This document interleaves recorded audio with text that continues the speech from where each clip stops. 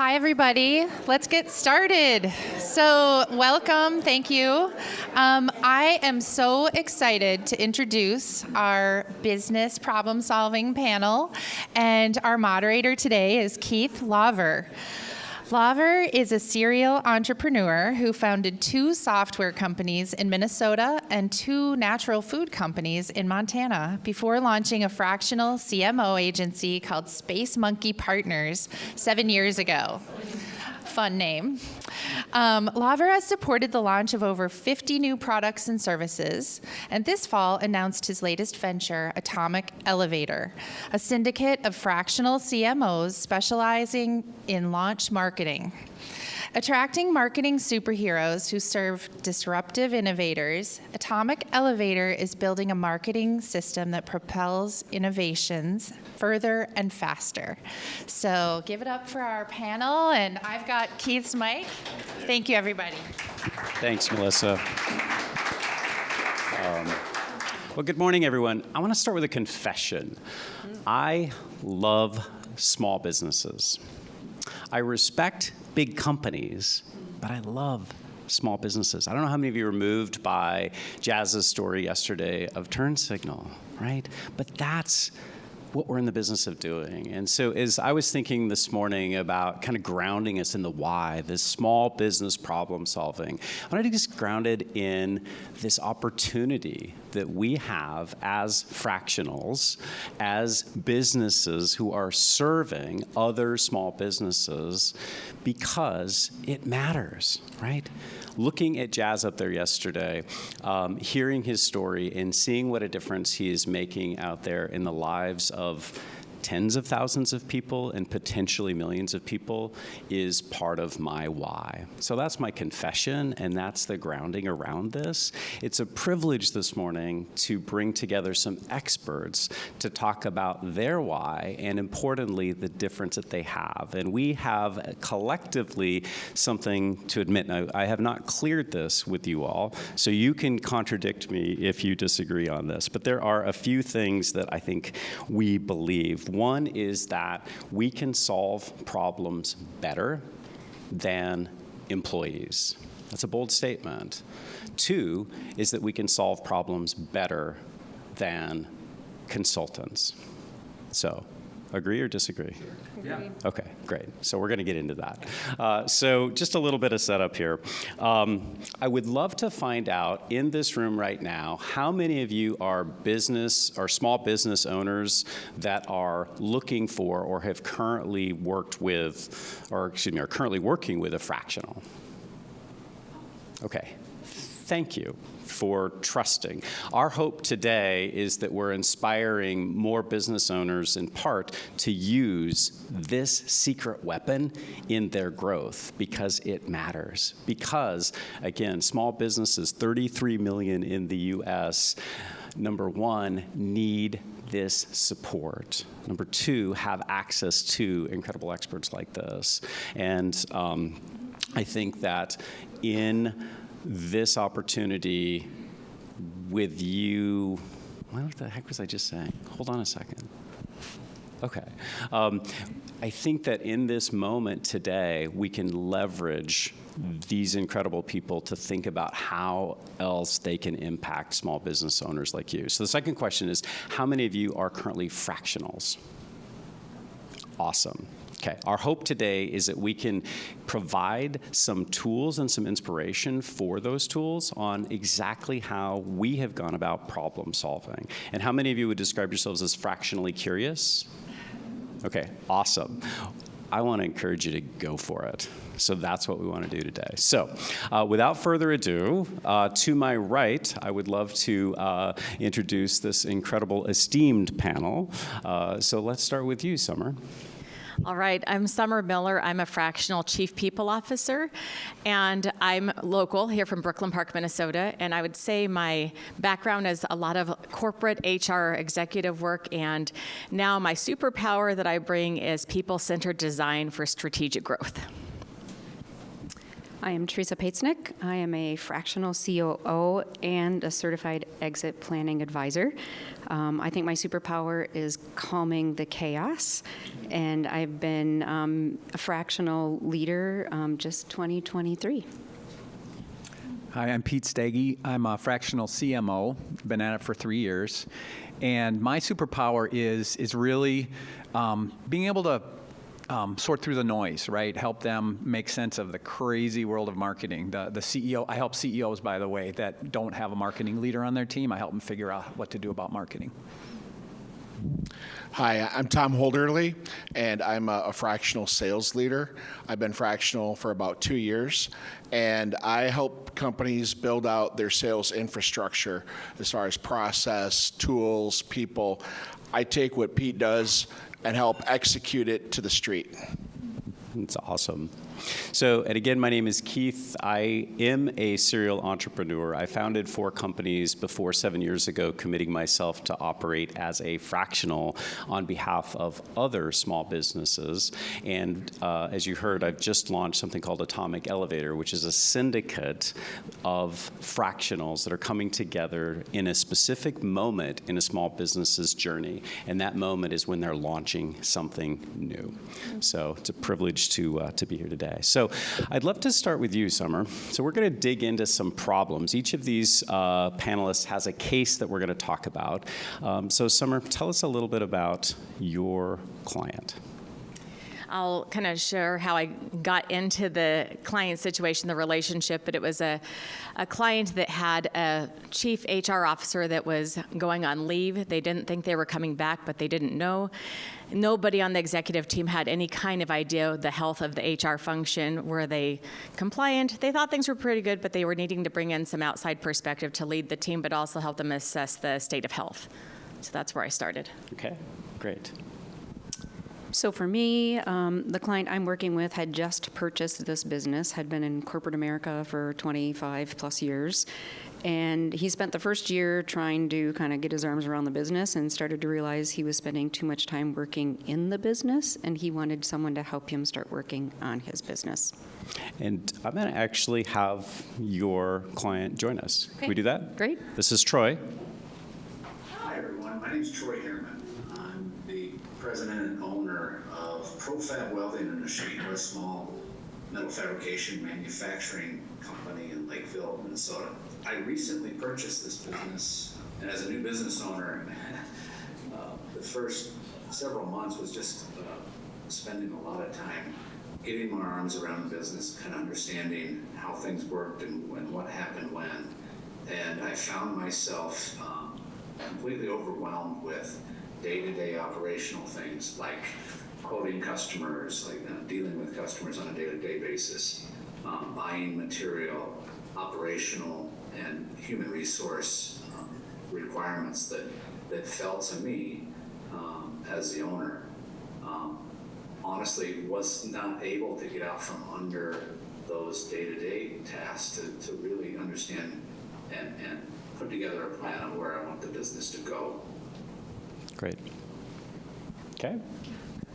So the client I want to talk about is a company called Think Tank QA, and they're a small just starting engineering test company, and they had a great start, but it was all with people in their network, and they didn't know how to they had some tactics they were doing for marketing, but they didn't know how they were going to get to people that they didn't know, and so they were looking for a marketing strategy to do that.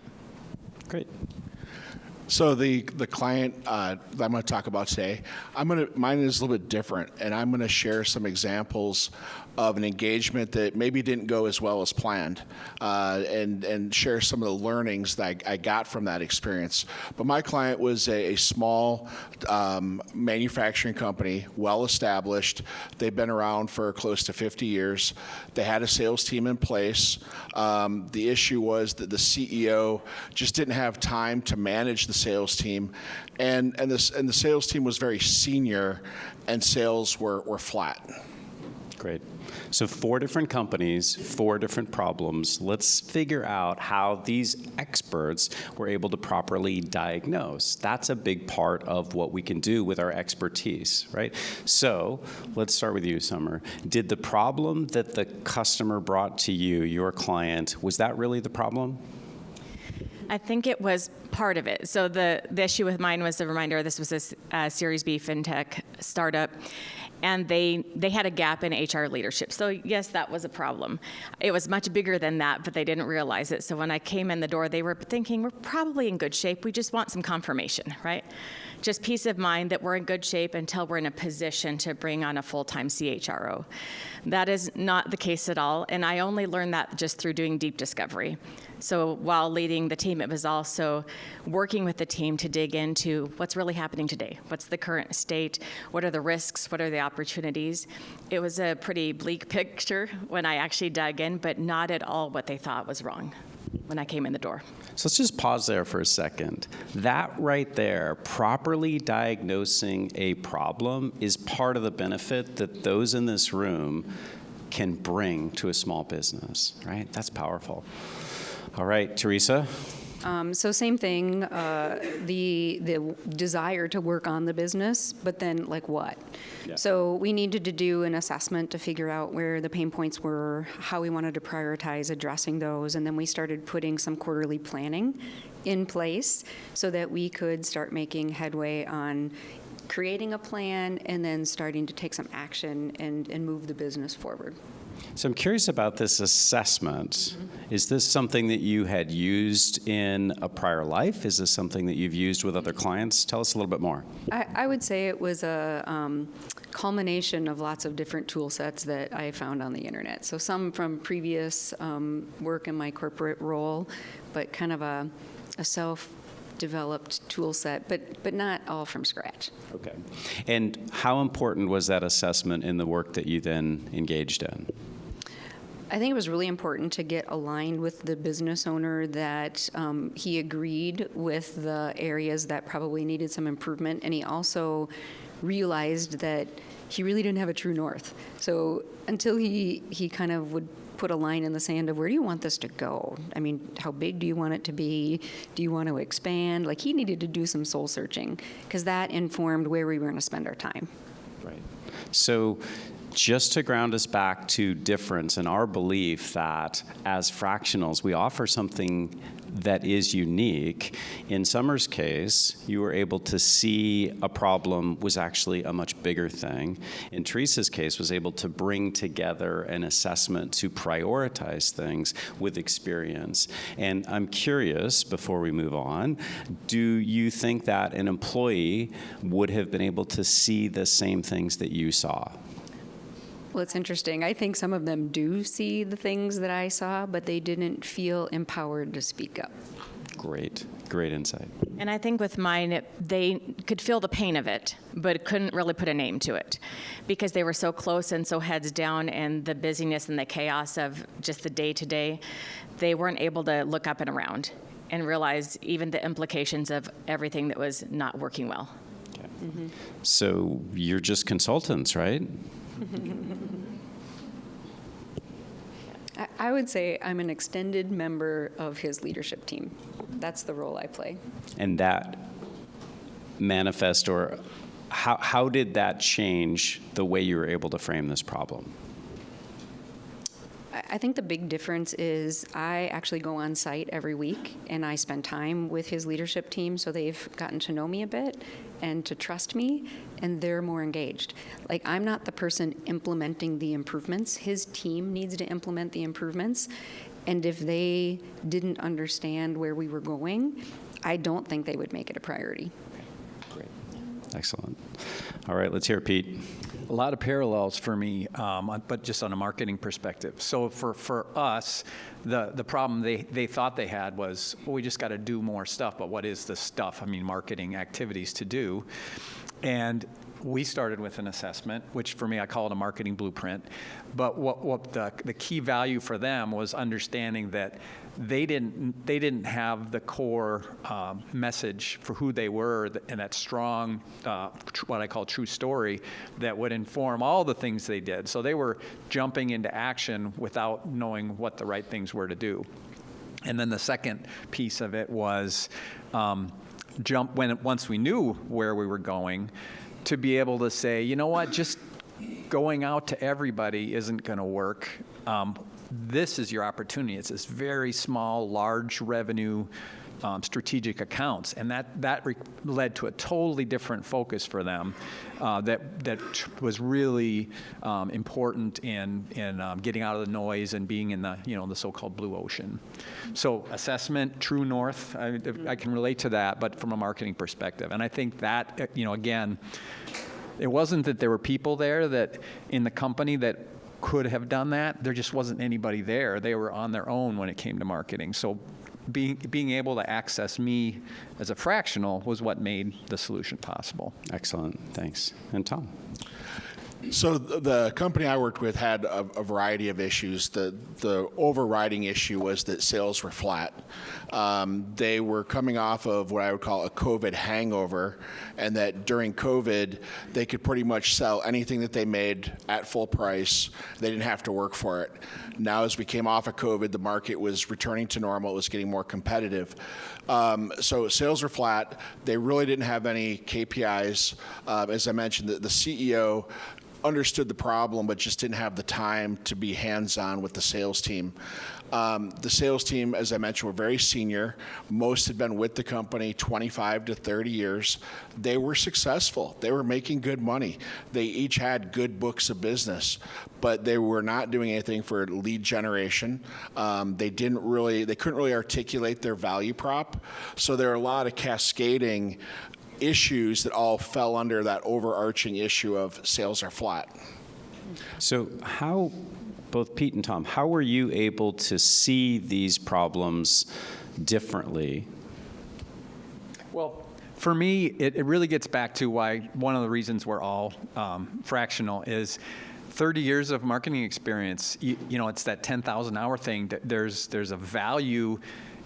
I can see things. It's almost intuitive for me now because I put 30 years in, right?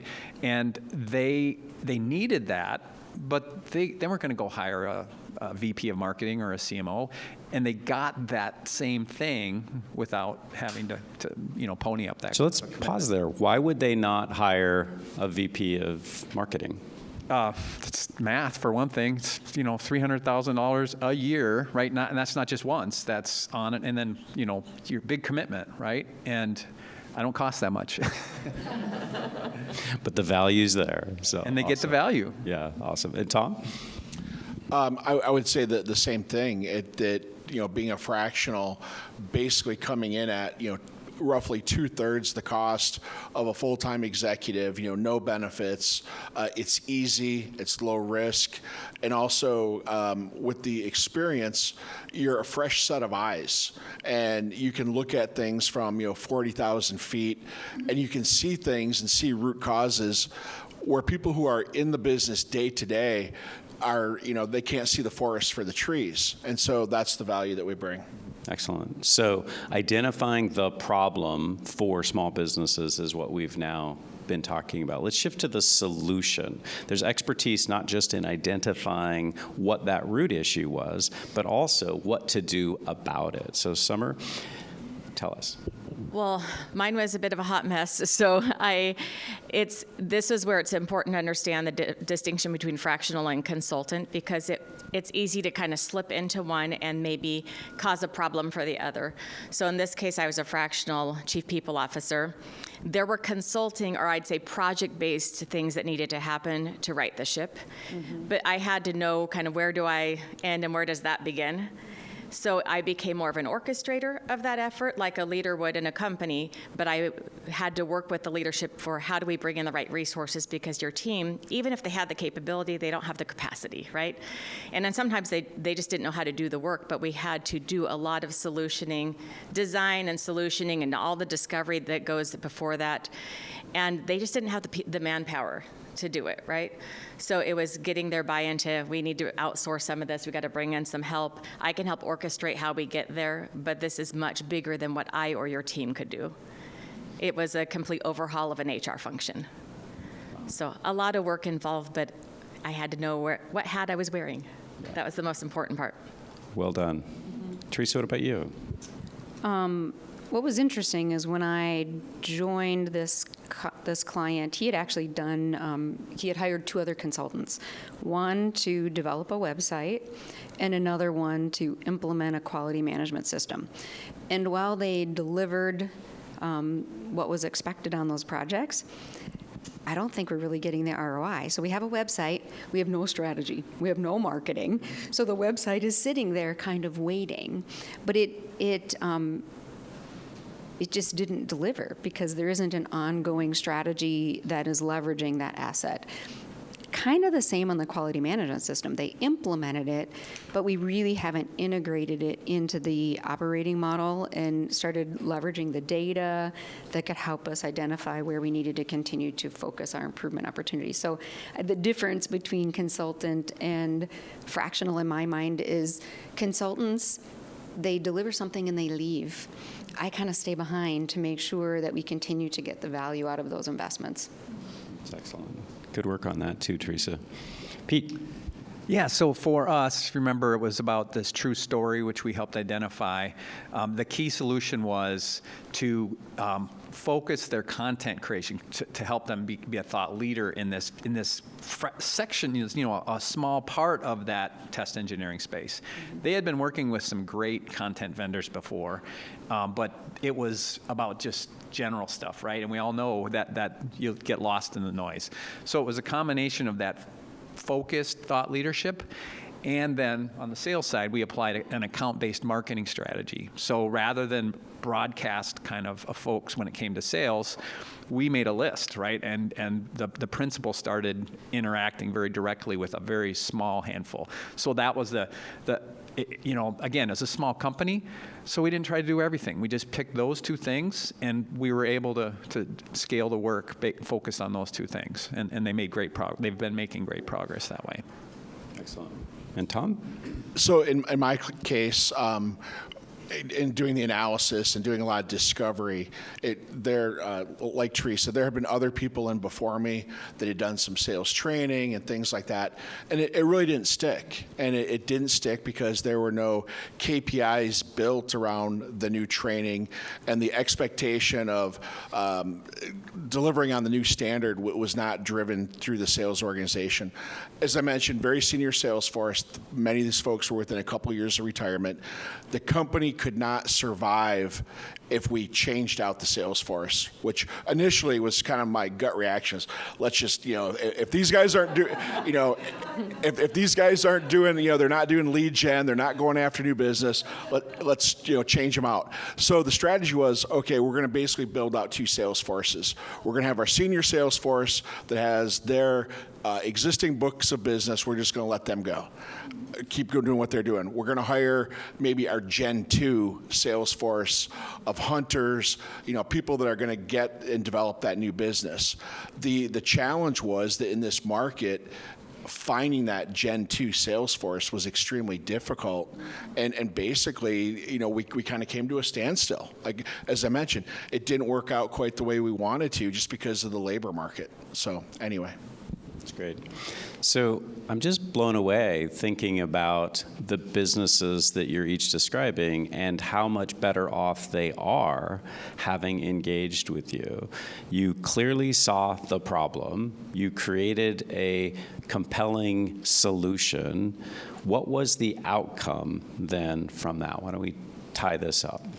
Well, I'm just wrapping mine up this week, which is exciting to see from where we began to where we ended. But it's really having a compliant HR function that's built for growth and scalability. It's not perfect, and I think that was important for us to understand that this is not optimal. world-class HR. We're talking about functional, compliant.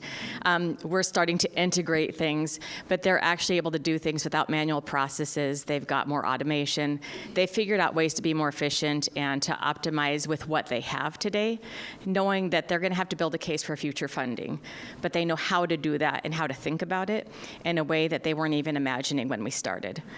And they have a new organizational structure, so they're ready to start hiring and filling in those gaps and the capabilities and expertise the team has needed but hasn't had. So they're in a great place. It feels good to walk away at that stage when you know they're in good hands. They've got the right foundation to build on. And there's a lot of work yet to happen, but they're going to have what they need to get there. Awesome. Summer, I'm struck by something that you said there, which I'm going to paraphrase as good enough. Yeah. It's definitely a good enough situation. Do small businesses need perfect? No. They needed to not be building on a broken foundation. So we had to fix that foundation and help them understand how to build on it in the right way for sustainable growth, not just for today, but for the future. And that was just a mindset shift for them. It had been, I'd call it scrappy HR.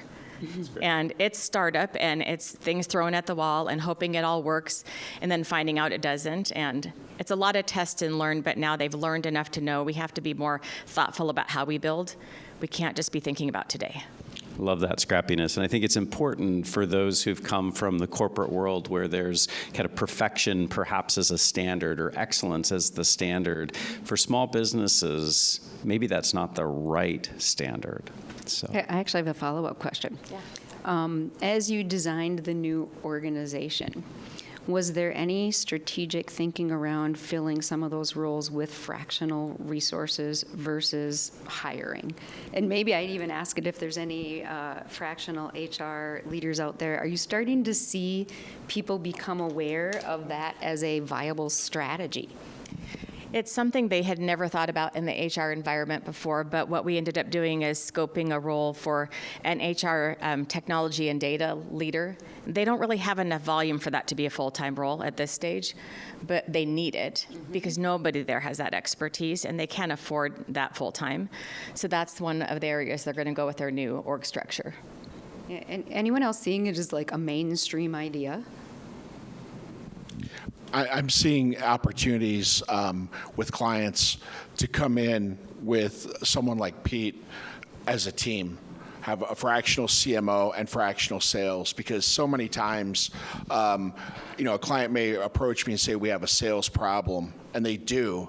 But as I do my discovery, the sales problem stems from the fact that they don't have a good strategy. They don't have a good value prop. Maybe their branding is not where it needs to be. Their messaging is off. So working in conjunction, with a fractional CMO to help start at the top of the funnel and then go from there. I'm seeing that more and more. And I think there's a lot of opportunities to do that. And Tom, I've seen the exact reverse of that, where more than one client, I've come in because they had a marketing problem, and we get that figured out, and they say, yeah, but this sales department, they can't do that, right? So it's absolutely something for everybody to take away from this is there is, especially if you're able to provide the value, they're like, wow, this fractional thing, right? What about my finance? What about my HR, right? Whatever. So it's a real opportunity. That's why these kind of events are so important, because you may not have a fixed network, but it's really valuable to say, I know a person. I can introduce you to some other people. That's huge value for them beyond your expertise. I'm just looking at this dream team right here and seeing like a packaging of the four of you. So let's bring it out. So Teresa, could we hear from Troy with what he would say about outcome? She was working with me for about a half a day a week was all. And after a few months of that, I could just feel the feeling of being overwhelmed disappear. We had a clear plan. Myself and others in the organization had a much better clarity on roles and responsibility. Here's what we do, what each person does. It allowed me to delegate things that I didn't think that I could or wasn't comfortable delegating. And ultimately, now, after about 6 to 8 months of working with Teresa, I have a really good feeling about where the business is going. And literally, I'm committed at least a half to a full day a week on working on the business, strategically looking at what the direction the business needs to go in order to us to add value to our customers and ultimately for me to add value to my business. Great work.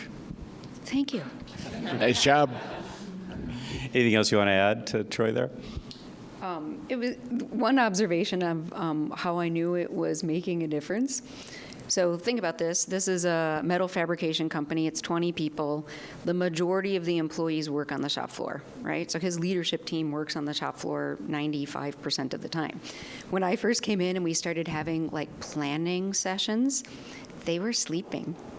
They're sleeping. And now we try to keep them short, but they're engaged, and almost every time one of them will come up and say, that was time well spent. So they've never been involved in planning before. They've never had a chance to offer their input. So getting that engagement and getting them kind of excited about improving how they work, it's been really fun to see them see a difference, not from me, but for them. I'm struck by what you said there, too, in this way. Businesses become so insular, right? They kind of have their process and their system, and this is the way we've done things. And you can come in as an outsider, we can come in as outsiders and disrupt that a little bit and bring in a different process. And then to have that I guess in this case, employee come up to you and say, wow, that change mattered, that's got to feel really good. And one learning I would have, and maybe this is everybody feeling like they're a rock star, they're going to make a big difference. It took months of being on site to get their confidence, to get them to understand, who was I? What is a fractional COO? They had no idea. And they don't really care now, but they were really confused about my role. So it took some time for them to trust me and to understand what we were trying to do. Good job. And I would just add one thing to that with how it's positioned when you come in the door makes a big difference. I know I've worked with companies and where even this one I'm talking about, it wasn't set up what my role was and how it was different from the current team. And so they felt threatened. And that all happened before I even walked in the door. So you have to unwind a lot of that and do some damage control and rebuild trust with people you don't even know, right? So I think that was a lesson learned for me, is just the time it takes, but also how important it is how the company is setting the stage. Yep. That's great. One watch out is that for some organizations that have embraced fractional talent or other fractional consultants, what have you, I ran into this situation. There had been people there before me doing sales training and things like that, and when I first came on board, I sensed very quickly we're just going to wait him out. We've had 2 or 3 other people come through here and give it time. This will go away too. Another one will come next year. Yeah, exactly. That's good. Pete.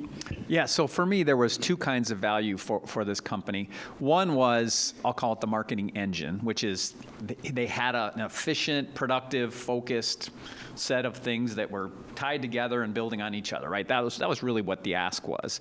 But actually, the more important value was the CEO at the end of the engagement. What he said was, I believed in marketing, but it was a blind faith. I know what to do now. I get what my priority, how to manage, how to make choices about marketing. So it was the empowerment or the education of the CEO in how to do this marketing thing. That was actually the biggest value. Excellent. And Tom, what about outcomes? Well, in this particular case, in order for this to be a more positive outcome, the company needs to go a step further. They really need to invest in some HR recruiting help to find that talent, to continue forward and build out that second generation sales team. But, you know, some of the key learnings I had was to make sure that on a regular basis, probably weekly, to have one-on-ones with the CEO. I know I was part of the management meetings and things like that, but to have just personal one-on-ones. And also, you know, to maybe more forcefully, push to bring in other fractional or other help to make this thing work. You know, and then that's a challenge because everybody has limited resources. And so, to hire a recruiter, things like that, I just don't know if they had the budget for it. That's great. So as fractionals, I think we've just seen 4 amazing stories of identifying problem, developing solution, and generating outcome that comes from the giftings that you have, operating out of your zones of genius, taking your 30-plus years of experience and applying those to, again, these small businesses out there that need us. So you're inspiring me. So thank you. I'd love to pause here. We've got a few more questions that I've prepared, but I'd like to see what all you might have as questions for our panelists. So I think we've got maybe a microphone that can be passed around. I'll give up mine for a moment. There's a gentleman in the door that had a question about 5 minutes ago. You'll help, John? We'll be your microphone passer. Right, just share up there. Who has the first one? We're going to start Right there in the this way and doorway, go John. back. I'm The guy sorry. in the door was first. Oh, you have dibs. You were the first hand up, huh? All right, John. This is really more of a comment going back to your question about are people out there actively looking for fractionals. And just an anecdotal story, I have a good friend who's a recruiter, lives out in the Silicon Valley, and he works with a lot of VC firms and PE firms out there. And he has noticed a trend where the VC firms and PE firms have been hiring fractionals. They've mostly started in the CFO and HR areas, but now it's spreading to marketing and sales as well, and operations and other things as well. So I think that it's becoming more accepted and more of a strategy on their part to, so they can get their portfolio companies to, be a little more cost effective as they're getting going, and then they'll fill them in with full-time roles as the revenue comes in. Another friend of mine, I thought about this after I had that conversation with my recruiter friend. He was the CFO for a VC firm, and that VC firm, kept growing, and he just kind of wanted to go do his own thing. So he started doing fractional work as a CFO through his VC network. He knew a bunch of people who needed, and that was probably 10 years ago. So it's been going on in the Silicon Valley for a while, but it's really starting to catch on now. So. You're absolutely right. Patrick Donahue, it's built into his business strategy. He's with Hill Capital. In a conversation with him, he's like, yeah, absolutely. Oh, thank you. You touched on this just a little bit, but the challenge of working on the business and finding time for leaders to do that, I think that was one of my frustrations that made me go fractional, was that they never had time to work on a marketing plan. Do you feel like when you are fractional, they are giving you the time? And if they aren't, what are some tips that you have to be like, look, I'm only here part of the time, you have to do the work? I have a great story for you. So one of the very first things we did is we looked at kind of, if you guys have heard of EOS, they have lots of great tools. One of the tools was kind of looking at the org structure. And, these are the typical roles that you might have in a company. And then I listed, what are the tasks, what do they do? And we were kind of going through this in one of our first meetings, and I was going to flip the slide, and he goes, no, stay here. And I'm like, oh, what's so interesting about the slide? There's lots of process words on here, like, send an invoice, do payroll. And he goes, oh my God, I do all of those things. And I'm like, okay, problem number one is we need to figure out how to delegate some of this work to others in your organization to create space for you and me to work on more strategic things. It was almost one of the very first realizations that he had. And if he wasn't committed to delegate, I don't think I'd still be there, because what would I work on? I need to engage with him. And if he's not available, nothing to do. I'd like to add something to that. I encourage everybody to be expensive. the best way to get their attention is if they don't want to pay for you, then they're qualified out. They've said they're not going to take this seriously. But if it takes more work. But if you find somebody that's willing to invest precious resources, they're going to make time for you. You got the mic. Great. So I have two questions, if that's okay. They both relate to things that Summer said. I'm also in the HR space, Total Rewards and HR technology operations, so it resonated. So, but really the questions are for anyone on the panel. So one thing you mentioned was, I heard about Good Enough and Scrappy. I've worked with, Silicon Valley or tech companies, whether or not they're in Silicon Valley or not, and I think what I've run into at times is it's borderline reckless in terms of what that means in terms of how much risk to take and how scrappy to be. So I wanted to get your thoughts, Summer or anyone, because you said when you came in, you found a much bigger mess than was described to you. So how did you persuade them to get more resources? And then the other question I had was in terms of the politics. I just actually ran into a situation a couple weeks ago where the interim CHRO was bringing me into a portfolio company of a PE firm, and she said, I just got to go check with the team and everything, and I'll get back to you. And the team was threatened. So the political situation prevented me from even getting in there and trying to, do what you did in terms of softening the concerns about being threatened. So again, it applies to anyone on the panel, that question as well. Yeah. Excuse me, stepping on feet. Go ahead. Yeah, I'll jump in on that. There was a lot that needed to be done, a lot more than I could even tackle. So what I did first was try to help them assess, this is the risk, let's talk about what you can tolerate, but I involved different stakeholders. So we did involve members of their legal team, members like their HR manager who wasn't maybe as senior but was closer to the work. We talked to finance people, and it was saying, can we tolerate this risk and for how long and what could the implications be? That helped us to prioritize the efforts. There are still areas of risk at that company, right?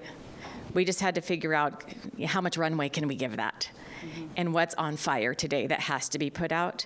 So they now have a prioritized list, kind of a backlog, right, of things that they know they need to tackle, but they know how pressing those are. But it required me to have others help me build that business case that had a stake in it. And that takes more work, and it's more nuanced, and it's sometimes hard to get people at the table. But I think that that's the secret sauce, is really helping them co-create so that it doesn't feel like HR is telling us we have to do this. It's everybody saying we're choosing this because we know we're better for it. Awesome. I got another question here. Oh, okay. All right. Yeah, I'll go. So my question is, and I'm new to fractional. I'm curious, right? Traditionally, right, what businesses look for consultants because they have a project, right? And a lot of times it starts like this: I have a pain here, so therefore I need to treat the pain, right? So how do you navigate, the journey, right? You're maybe recommended because you're known for something or whatever in your network, or that doesn't matter. But when you're there, right, how do you navigate? I imagine you're going to have to sometimes reposition yourself and educate and, bring something else while they're kind of shopping for something. But from what I understand, then eventually you need to position this fractional, right? And your work interacting with them. So can you maybe share some perspectives on how you've done that? Sure. So just a designation between fractional and consultant. My definition is that a consultant is someone who comes in, does their discovery, and tells the business owner what needs to be fixed. A fractional comes in, does their discovery, tells them what needs to be fixed, and then fixes it. So it's different. My expression is we do the work for you. So we are part of the team. We're getting our hands dirty. We're doing the work. Yes, many times that can be certain people perceive that as a threat, but it's really important to add value every week. Add value, and then people will warm up and they start to come on board. Certain situations. One client I was with, through my network of other fractionals, I found them a person, an employee in a department I had nothing to do with. I also helped them with IT. Once again, I had nothing to do with it, but their IT was a mess. And I introduced them to resources that fixed their IT. So just being able to add value across the board is key to getting that buy-in. It's a great one. Can I add something to that? You sure can. And then I'm going to go to the next question right here. I'll be quick. I think that what's interesting is sometimes people come to you with a consulting need because they're maybe solution jumping. And you've probably all seen that wherever you've been. Like, we think the answer is we need a new training program or we need a whatever. And it's often not what they think it is. And so sometimes it's not negating that. It's saying, you know, that might be part of the solution. But I wouldn't really be doing you the best service if I didn't really do some discovery. I can do that better in a different capacity because we can look at everything holistically. So you can start to flip it towards, there's another path here. It doesn't mean we aren't going to go where you want to go. But I think that there's more to look at. Would you be willing to go there with me? Yeah. I think that helps a ton so that you can flip it. Great questions.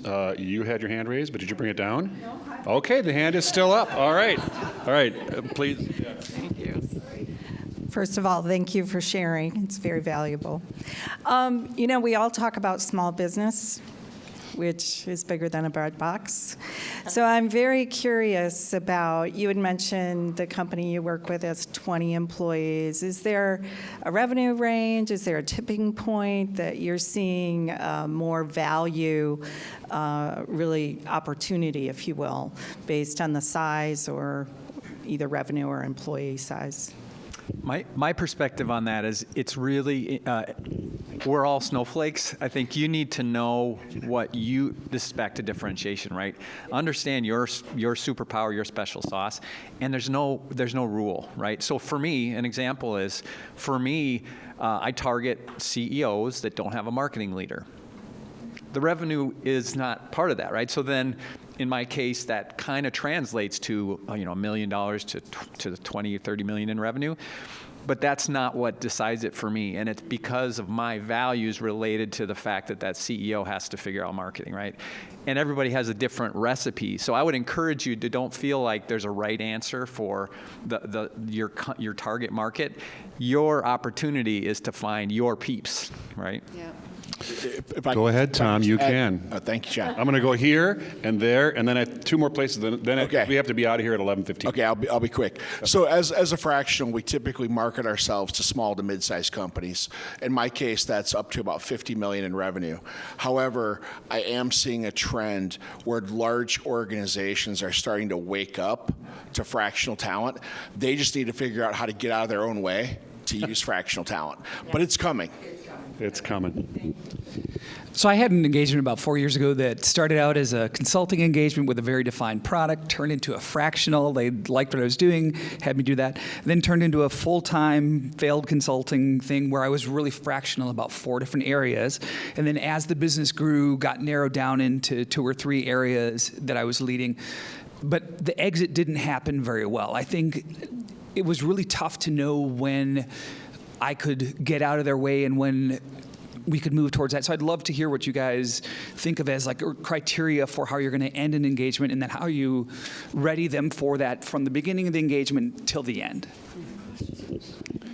It's a good question. I can take a shot at it. And this is maybe different than some other fractional answers, but what I've evolved to is it's really, the discovery for me is really important. So I spend a lot of time up front agreeing on what it is the problem or the opportunity, right, that I'm there for.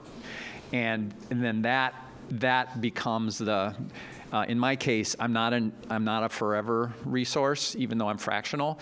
So we do have a goal or plan, and the success for me is when they graduate and everybody's happy and we can celebrate. I know that's not true for everybody in fractional, and sometimes the best model is you're part of their team for whatever. But there is value for me, and we can both have the same goal of finishing, right? And it actually adds a lot of positive energy to the process. What I have found is that there's different levels of engagement, and for the engagements I do, it all starts with infrastructure, and I'll issue a scope of work, and I'll tell them, this typically is maybe 6 months, and then once that's delivered, then the question can evolve to, maybe more of a sales leadership engagement, which then becomes more open-ended. So there's kind of a progression of engagements. Maybe one more question, and then I've got a question. You can use somebody else's mic if you want. I stole yours. We can take one more audience question, and then we'll wrap up. We got one right here. Okay. Yep. This is hopefully a quick one. When you said make sure the fractional executive role is set up well, I could read a lot into that, but I don't want to make assumptions. Specifically, what would have been more helpful for you in describing the fractional role to the internal stakeholders with whom you're working? That one, it was just, Summer's going to come in and help our HR team, blah, blah, blah, right? It was just positioned as, I'm coming in to fix things. It could have been set up a lot better so that to give credit to the great people that had been there, what they had built, that I was helping them to build on that foundation, and that I was providing leadership of the HR function. Just some framing, because the team felt, they wondered if they were going to get laid off. They read all kinds of stuff into that thinking, oh, we're being cut loose and they're bringing in this person and we've never met her. So heads start spinning because we fill in the gaps with speculation, right? And so I think that it's just one of those where they just needed to lay out the landscape a bit more and to be, I'm there to help them build with them, right? Not in place of them. That would have helped a ton. Beautiful thing. We're in about 4 minutes. I really wish I could have got to everybody, but you all know that they're on LinkedIn and you can talk to them. So you can find these people. I'm going to return a microphone to you guys. You got a few minutes for closing thoughts. Thank you, John. So let's pivot just a little bit. I'm going to ask each of you to comment, and then we're going to have our friend Troy come on too. Just as we're wrapping this up, the benefits of fractional, we've touched on them throughout this in being able to be of service to small businesses in solving their problems. We created 5 Fs, although I will confess to you that one of them is not really an F. It starts with the letter A, but it does have 2 Fs in it, so we thought it counted. Okay? So those 5 Fs, I'm just going to say, and I'm going to ask each of them to comment on one of them. So fresher, right? A different perspective. Faster, we can engage quickly. Functionally broader, right? We have a bigger perspective. Flexible, and then affordable.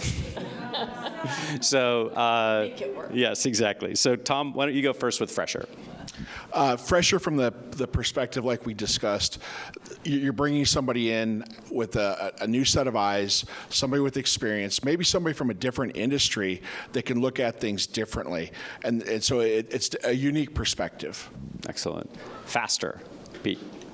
They didn't know what they didn't know, so if without me, they would have stumbled along doing what they thought they should do and not knowing if it was working, and we were able to shortcut right to this is what we're going to do and get on board, and saved them 6 months to a year of futzing. Okay, Summer, you're going to take functionally broader.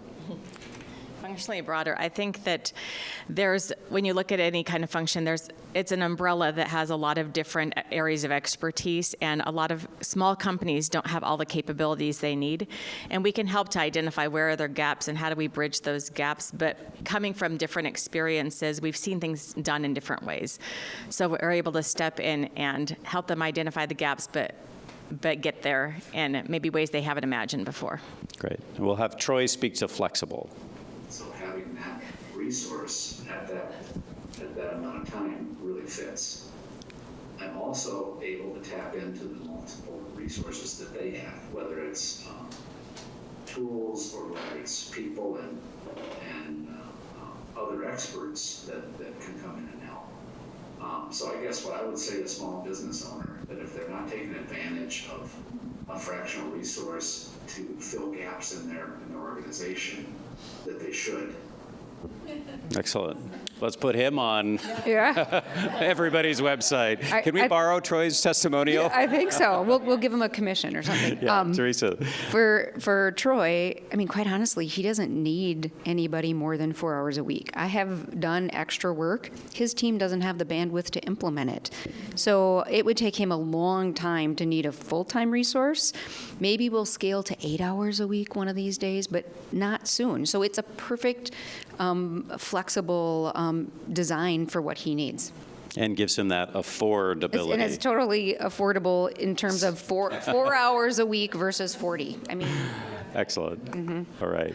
So I hope that in this panel discussion, we've been able to, first, if you're a business owner, inspire you to use more fractional.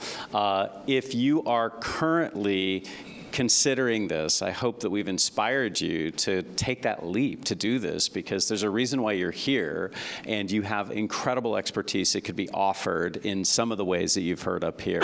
And then finally, if you're already a fractional, thank you for serving these small businesses on behalf of entrepreneurs everywhere, of which I'll still raise my hand and say I am one. We need you. And I hope that these 5 benefits that we just summarized there are ones that you can not only lean into, but I'd encourage you to communicate those and reinforce those as you're out there seeking more clients. So thank you for the opportunity this morning. I'm sure our panelists will stay up and answer any final questions if you have them, and I wish you all a great FRAC 2023.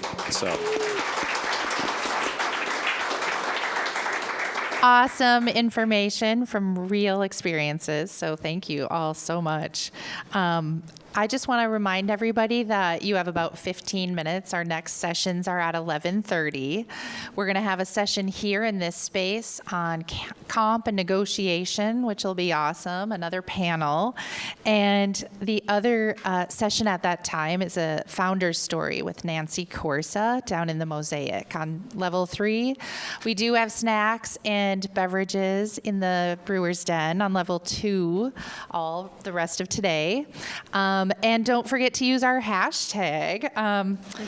If you are posting at all, it's hashtag FRAC 2023. So go enjoy. Thank you.